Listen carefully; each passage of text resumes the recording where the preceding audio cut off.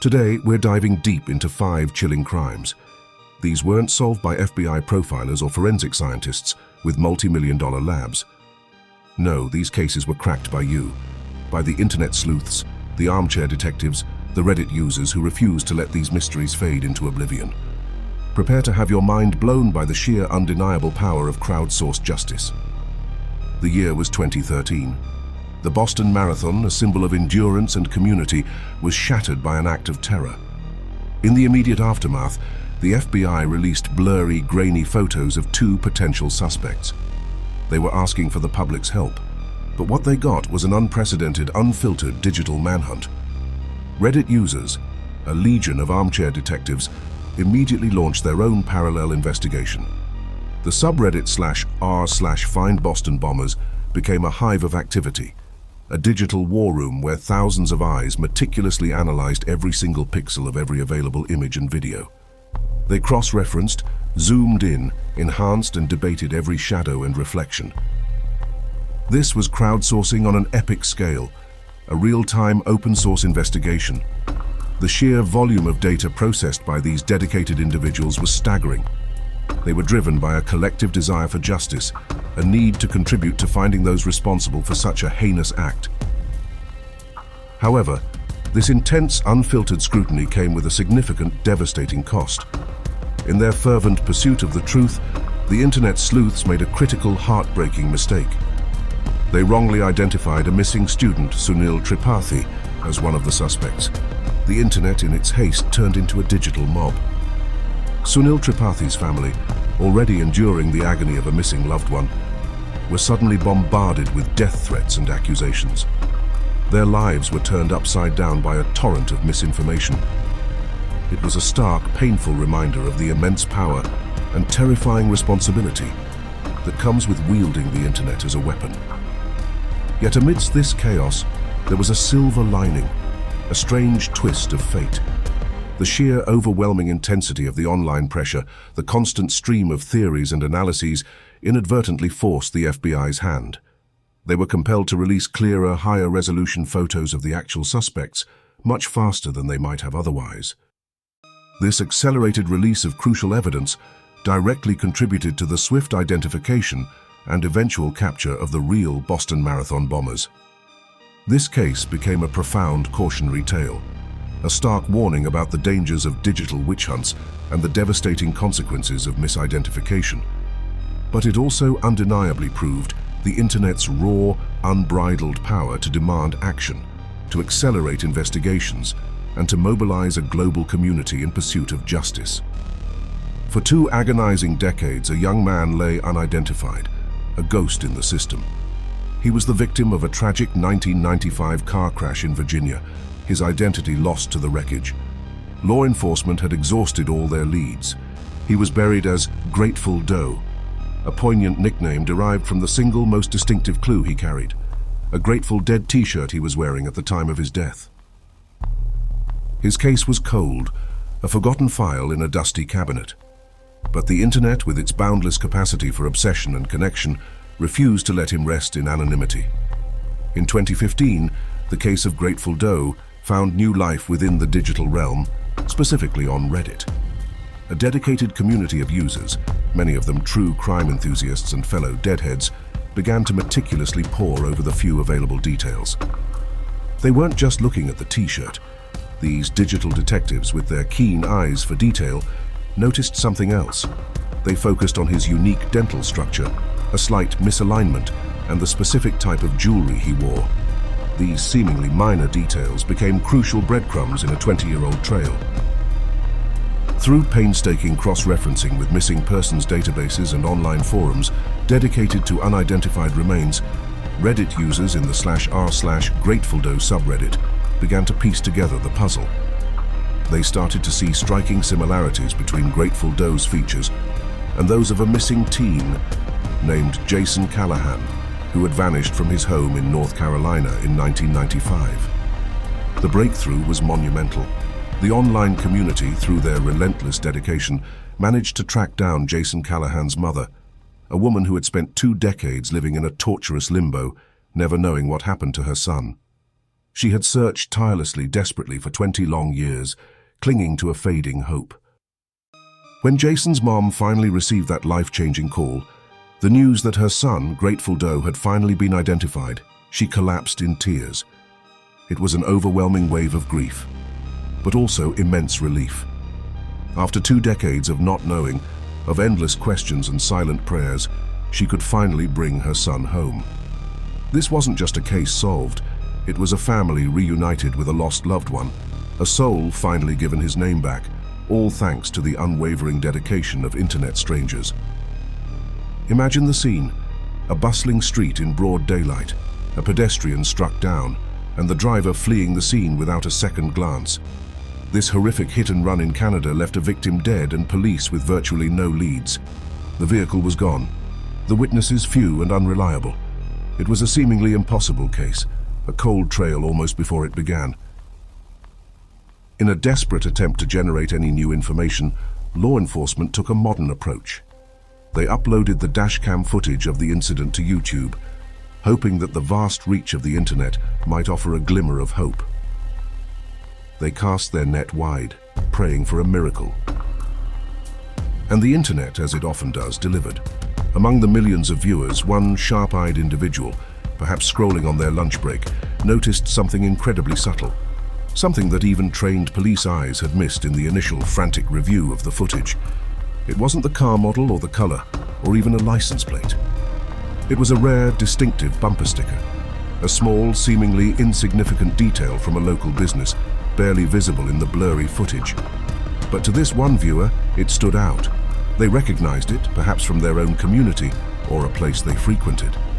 This single crucial piece of information was dropped into the YouTube comments section, a digital needle in a haystack. Within an astonishing 48 hours of that comment being posted, the driver responsible for the hit and run was identified and arrested. This case is a powerful testament to the collective power of observation. Sometimes, all it takes is one sharp-eyed stranger, one dedicated armchair detective, scrolling through their feed to spot the crucial detail that unlocks an entire investigation. It proves that justice can truly be found in the most unexpected places, even in the comments section of a viral video. For years, a chilling pattern emerged along the vast, desolate stretches of US highways. Multiple murders, seemingly unrelated, yet bearing an unsettling similarity, went unsolved. These were cold cases, victims often found far from home, leaving law enforcement agencies in different states, struggling to connect the dots. A serial killer was operating in plain sight, preying on vulnerable individuals, leaving a trail of heartbreak and unanswered questions. But while official channels struggled with jurisdictional boundaries and limited resources, a different kind of investigation was unfolding online. A dedicated community of digital detectives, primarily within a Facebook group known as Web Sleuths, began to connect these seemingly disparate crimes. Web Sleuths is a legendary online forum, a haven for true crime enthusiasts who dedicate countless hours to poring over case files, news reports, and victim profiles. These digital detectives, with their unparalleled dedication and collaborative spirit, started noticing chilling consistencies. They meticulously compared victim profiles, methods, and geographical locations. Crucially, they focused on a detail that had been overlooked or not fully appreciated by individual police departments: the killer's distinctive tattoos. Through shared images, sketches, and discussions, members of the Web Sleuths group began to see a pattern. They cross-referenced witness descriptions and composite sketches from various crime scenes, and a terrifying realization dawned on them. The tattoos, the modus operandi, the victim types, it all pointed to one individual. Their collective intelligence, their ability to see the bigger picture across state lines, was proving invaluable. Their relentless research and the compelling evidence they compiled led them to a specific suspect, a long-haul trucker. This individual, whose profession allowed him to traverse vast distances and cross state lines with ease, had been hiding in plain sight for years. The tips and detailed analyses provided by the Web Sleuths community were so compelling that they directly led to the arrest of this trucker. He was subsequently linked to over 10 murders, finally bringing a measure of justice to families who had waited years, even decades, for answers. The twist in this chilling tale is profound. The killer had been operating undetected for so long, a phantom on the highways, until a group of true crime fans, armed with nothing but their dedication and internet access, connected the dots that law enforcement had struggled to see. It was a powerful demonstration of how citizen sleuths can bridge gaps and bring justice where traditional methods falter. Some cases are so cold, so old, that they seem destined to remain unsolved forever. Imagine a serial rapist from the 1980s, a phantom who terrorized a community, leaving a trail of victims and fear, yet evading justice for over 40 years. Decades passed, leads dried up, and the case gathered dust, a painful reminder of a predator who walked free. But then a new generation entered the arena. Gen Z, armed with smartphones and an insatiable curiosity, primarily on TikTok. This platform, often associated with dance challenges and viral trends, became an unlikely new frontier for true crime investigation. Young digital detectives, with their unique blend of tech savviness and relentless determination, began to unearth old, forgotten cases. They didn't have access to police databases or forensic labs. What they had was an incredible ability to dig through public records, old newspaper archives, and crucially, old yearbook photos. They started cross-referencing these vintage images with police sketches from the 1980s, looking for any subtle match, any flicker of recognition. Their viral campaigns, fueled by short, engaging videos and a passionate community, brought renewed attention to these long-dormant cases. They shared information, discussed theories, and most importantly, pressured authorities to revisit these cold files.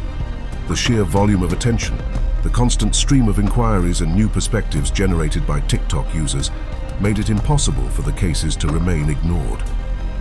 In this particular case, their efforts paid off spectacularly. The TikTok community's relentless digging and the public pressure they generated led authorities to reopen the 40-year-old serial rapist case. With fresh eyes and new technological advancements, combined with the public interest generated online, an arrest was finally made. The suspect, who had lived a free life for decades, was finally brought to justice. This case highlights a profound shift in how justice can be pursued. Social media, particularly platforms like TikTok, gave victims a powerful collective voice when the traditional system had seemingly failed them. It proved that even the coldest cases can be reignited, and justice can be served, thanks to the unexpected power of a new generation of digital sleuths. We've seen innocent people wrongly accused, their lives irrevocably damaged by digital mobs and baseless speculation. The case of Sunil Tripathi is a stark, painful reminder of how quickly a well-intentioned search can devolve into a digital witch hunt, ruining lives with false accusations and relentless harassment. The line between helpful citizen investigation and dangerous vigilantism is incredibly thin. The power of the crowd is immense, but it must be wielded with extreme caution, responsibility, and a deep understanding of its potential for harm. Without proper verification, without respect for due process, the pursuit of justice can quickly become an act of injustice itself. These cases, both the triumphs and the tragedies, prove one undeniable truth. Justice isn't just for cops and detectives, it's for all of us. The collective power of the internet, of dedicated armchair detectives like you, can truly change the course of history and bring closure to the long suffering. But with great power, as we've seen, comes immense responsibility. So tell me, what do you think? Like this video if you believe in the incredible, often terrifying power of crowdsourced justice. Let us know if these stories resonated with you. Comment below and tell us which case shocked you the most, or if you know of other instances where internet sleuths made a difference. Share your thoughts, your theories, and your experiences. Subscribe to our channel and hit that notification bell, because next week we're taking an even deeper dive, exposing the 5 most dangerous online conspiracies asterisk and how they almost got innocent people killed. You won't want to miss it. Join our community of truth seekers and let's keep the conversation going.